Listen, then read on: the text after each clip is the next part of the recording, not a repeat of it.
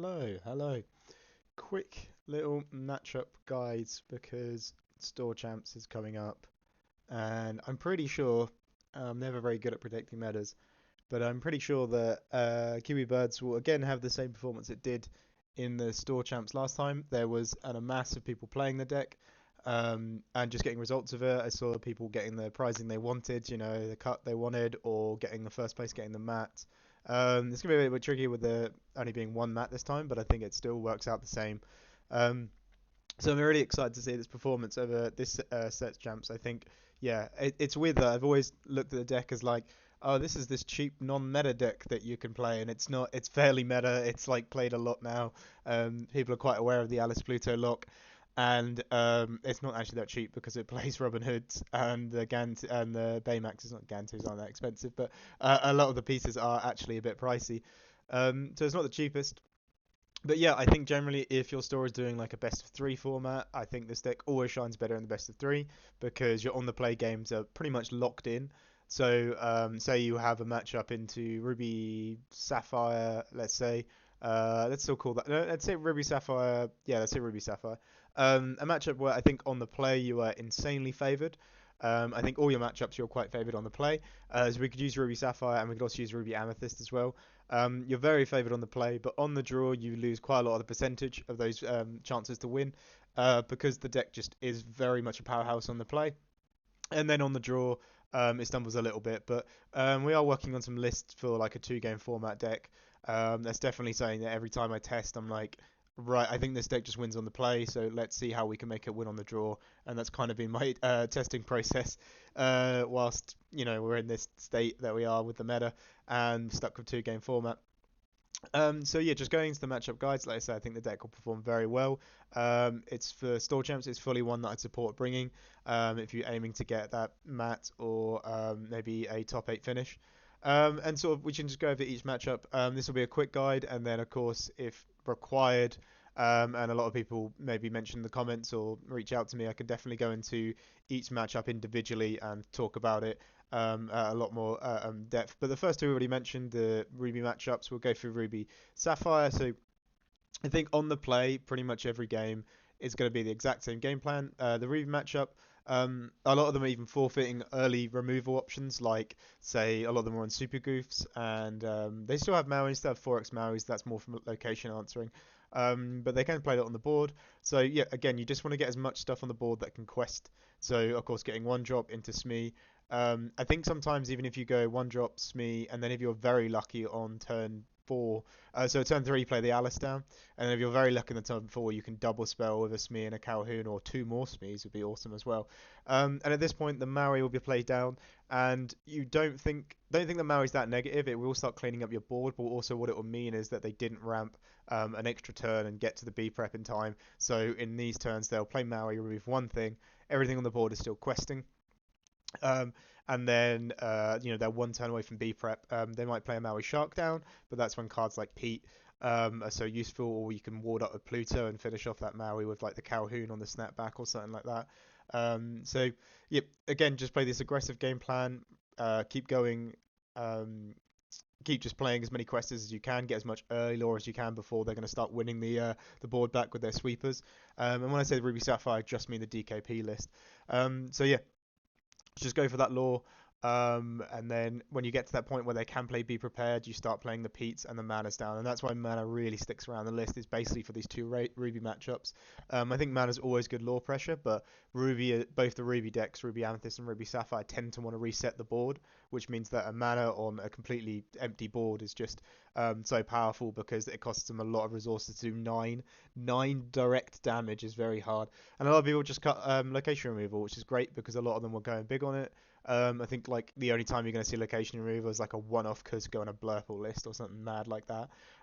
Because of course they can't wipe the board, and if you play against them and you wipe the board and you just stick down two manas, they might struggle to get the removal back. But yeah, I think into that, and then on the draw, of course, you just basically want to be doing the same thing but double spelling, and that's kind of the quick way to describe how this deck works. On the play, you can do these very consistent lines where you play a one drop, two drop Alice Pluto, put the cogs down or put whatever five drops you have down, put whatever characters you have down, dock for a little bit more gas just to keep it going, and you should eventually be hitting 20 before they have a chance to recover. And of course, because you'll be questing for so much lore, putting so much aggression on the board, they'll have to invest way more into removing than they would ever be able to drawing cards. So when they even get to those board clear turns of like be prepared or whatever, there should be very few on resources. So and without the Hiram now, before it would be prep, play Hiram, kind of set the hand, redraw the cards, and then continue removing the board. But they can't do that anymore, so that's very good for us.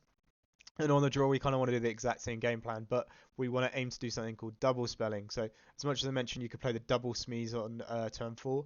On the draw, that's kind of very important. So, I can win games sometimes by playing Robin Hood on turn one, and turn two, even if I have a Calhoun in hand, I will play a Happy and another Robin Hood if I have it in hand. And basically, I'm just trying to get as much lore power on the board. So, just thinking in my head, two characters questing is better than Calhoun questing for one. Of course, if you have a Smee, that kind of nullifies it, and then you play the Smee.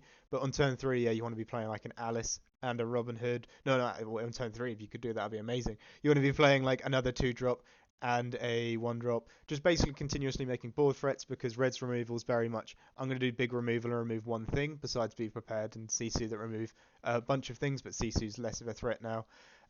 We want to just basically keep playing more stuff on board, so it's more like resource heavy for them to remove things. Like you'll remove one thing and then another thing will still be there, and that can still also be said for the steel matchups as well. But right now I'm just covering the ruby ones, and I'll go into the steel ones, and then I'll cover a few of the other decks as well.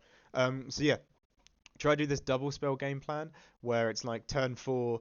On the play, it's fine to play Alice Pluto and provide that ward lock, but on the draw, it's like if you play two Smoos on turn four, I think that's four lore you could be getting, and yet they'll probably Maui it, they'll probably whatever it, but you've gained that lore and made them have to pay resource to remove those things, so you can play like that.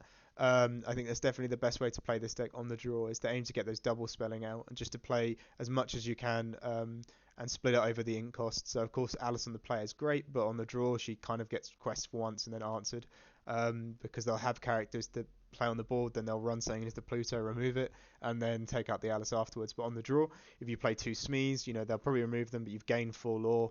And then you can continue just playing stuff. Hopefully you play a dock and reset the hand or draw cards and then can put more stuff on the board.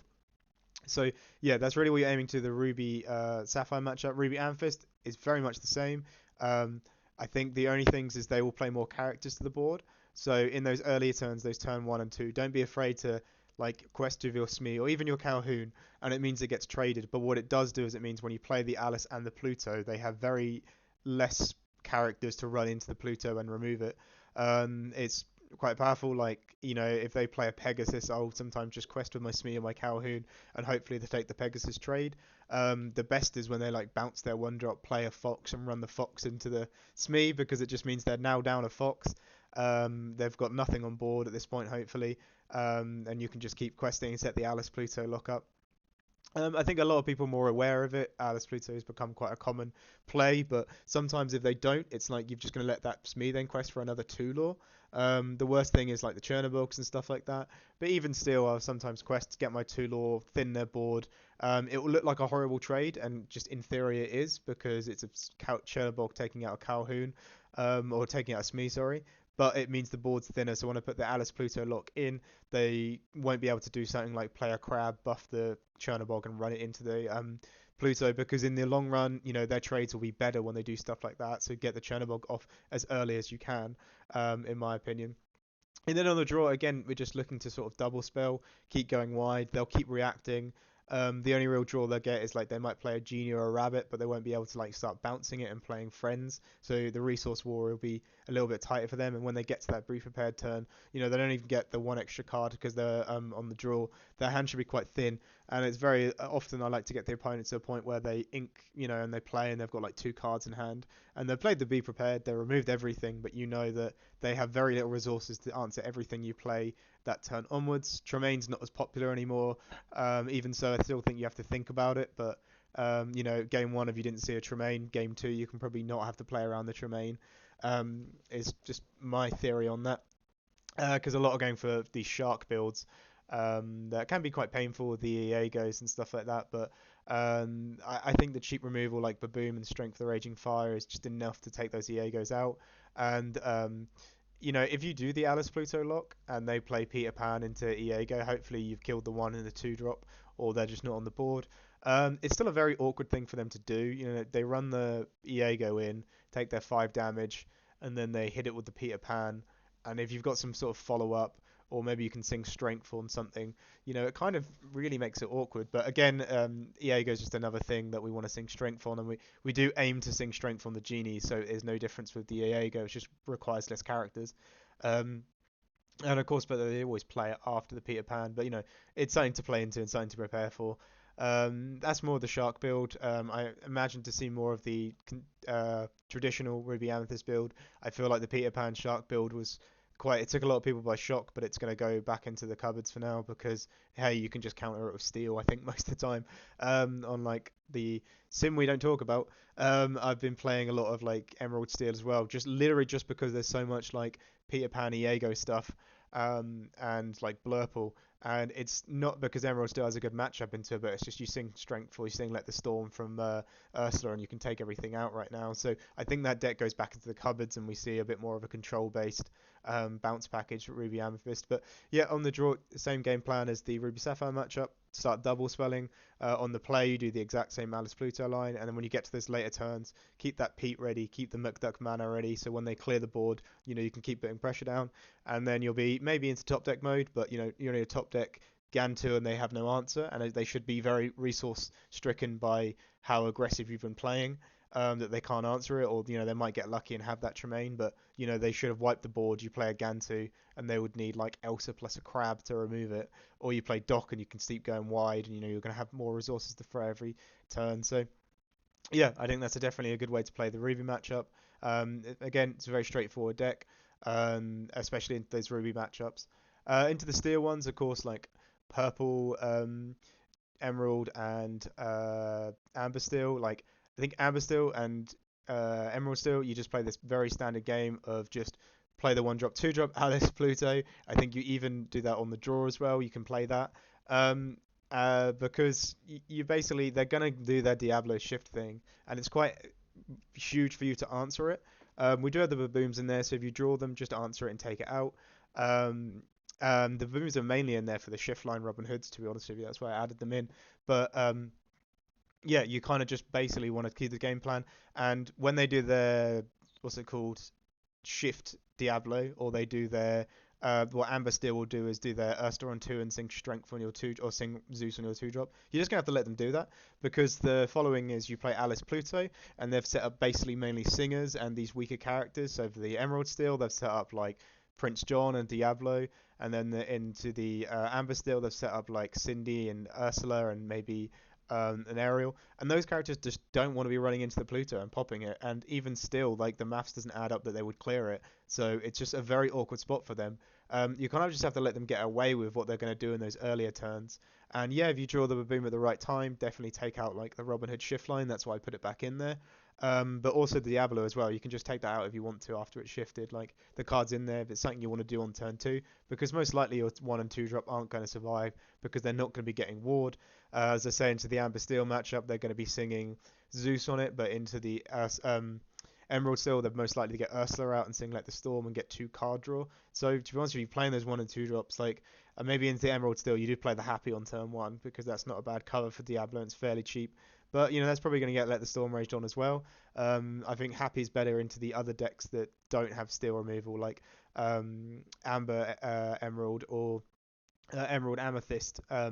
Those decks was where the Happy kind of shines, or he's just later on he's quite nice to play as a bit of pressure on the board, especially versus those decks that might have ran out. Even against the steel ones, they might have ran out of answers. But yeah, you still play your standard game plan, but I think into those 2 decks, if you have the Baboom and a target on turn 2, just take it, because whatever you play on 2 won't survive very long. And it's always horrible when you play a Smee quest once and he gets hit with a Let the Storm Rage on. It's probably the worst feeling I've had in this game for a long time. So I tend to not like doing that. But yeah, on the draw, I think you still do the same game plan. I think the only other line that you can really aim to do, if you can't get that Alice Pluto, is hopefully you can get a Pete down, or just maybe any of the other 3 drops would work, and you sing Strength of the Raging Fire from it and take out whatever they have. Because as much as our game plan is to ward things up and just turn them sideways in quest, these decks, a lot of them are very reliant on say like the Ursula 3 or the Aerial, because the Ursula will basically wipe out a bunch of stuff and give them a lot of board pressure, whereas the Aerial will let them sing Whole New World and they get a lot of board pressure.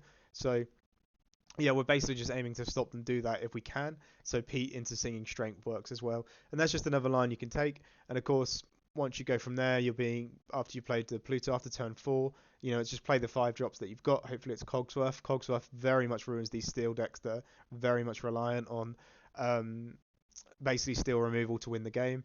And then you just play off the top and just keep turning sideways and just make sure they can't win.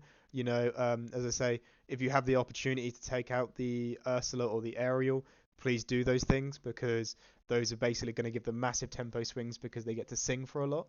But if you can't, you just keep warding things up, keep questing, playing off the top. You'll be surprised as well. You always might have that mindset of like, well, I do. It's like, oh, my opponent always has it, and it's like when you play the Gantu against Amber Steel and they don't remove it, and it's like, oh well, they didn't have it, because you take the gamble because it's what you don't do anything on that turn. Um, so yeah, it's I think Alice Pluto very much shines into those two matchups there, Emerald Steel and Amber Steel, and into Purple Steel. I think on the play, yeah, same old game plan. Alice ward up Pluto, get the Cogsworth down. Cogsworth's very good into Purple Steel. It starts even screwing up with their trading maths of Crab and Fox. If you've got an Alice exerted and a Cogsworth out, bounce Fox won't clear it. They're going to have to use Crab buff or run more things into it. So I think that's very interesting. On the play, definitely want to do that. And then on the draw, it feels a bit different than a steel matchup. I think we want to go back to the double spelling idea. And as well, they have a card called the Genie, which sucks. I think that card's busted. I think we knew it was quite strong in set 6, and then just basically Sapphire decks were getting so powerful, they pushed it out of the meta. And then like now that we're back to like this Amethyst meta, we realize that Genie's quite busted. The only real card that deals with it is Brawl, in my opinion.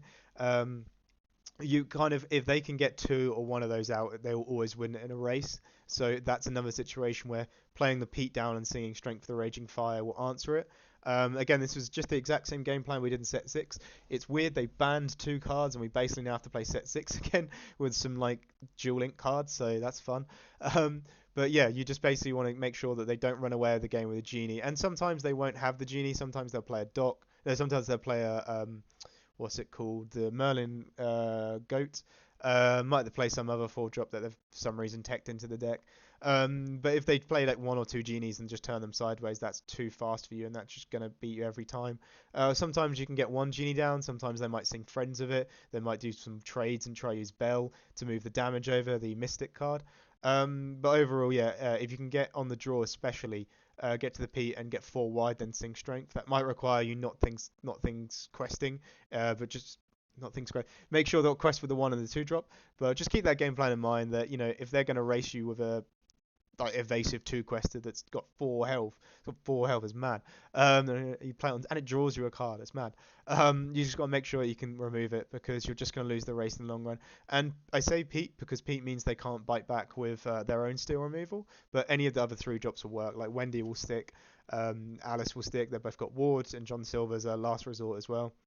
And if you need to shift Robin Hood, maybe you can play a 1 drop, 1 drop Robin Hood, 2 drop, and then shift Robin Hood, and then the following turn you can double spell, play 2 characters at once, and then sing Strength of the Raging Fire. But into that matchup, just basically always focus on the Genies because they're the thing that's going to beat you. Everything else is just going to run into your characters and die and trade and whatever. But yeah, it's mainly the Genie is the card that will really affect that matchup. And a couple of the other ones, like I say, Yellow, Green, and Emerald, Amethyst. As I say, this is more of a general matchup guide rather than anything specific. But if you're having any struggles with certain matchups, please let me know and I can do them in separate videos. But into those 2 decks, like, yeah, again, it's Happy as just seems to be so dominant in them because the only real answer that I have is a Cove. Like, I had someone once shift Diablo, sing Mother Knows Best on my Happy, and it was just like, that's just nuts. That's 2 uninkables.